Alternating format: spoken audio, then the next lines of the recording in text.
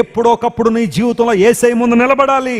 ఆ నిలబడేది ఇప్పుడే నువ్వు నిలబడగలిగితే జీవితంలో ఆశీర్వాదం పొందుతావు. అలా కాని పక్షంలో ఒకరోజు ఆయన న్యాయాధిపతి స్థానంలో కనుక నిలబడి ఉంటే ఆయన ముందు నువ్వు నిలబడాల్సిందే. కానీ అప్పుడున్న పరిస్థితులు వేరుగా ఉంటాయి. ఆయన రక్షకుడిగా ఉన్నప్పుడే, నీకు నాకు రక్షణ ప్రసాదిస్తానని చెబుతున్నప్పుడే ఆయన నిలబడాలి. కిరీటాలు పడవేసి దేవుని ఆరాధన చేశారు.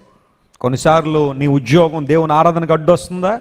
నీ స్టేటస్, నీ ర్యాంకులో, నీ జ్ఞానం, నీకున్న సొగసు, నీ అందం దేవుని ఆరాధించడానికి అడ్డొస్తున్నాయా? 1000 కిరీటాలు దేవుని పాదాల దగ్గర వేశాయి. ఈ లోకంలో ఏది కూడా నా యేసయ్య కంటే నాకు ఎక్కువ. స్తోత్రం చెప్పండి, హల్లెలూయా. అలాంటి అనుభవం మీరు ఉన్నారా ఈరోజు? Nothing is important than my Jesus in my life. Nothing is so precious in my life than my Jesus. నా ప్రభువు కన్నా నాకు ఎక్కువైంది ఈ భూమి మీద ఏదీ లేదో. అబ్రహాము నిరూపణ చేశాడు ఒక రోజున. ఒక్కగానొక్క కొడుకు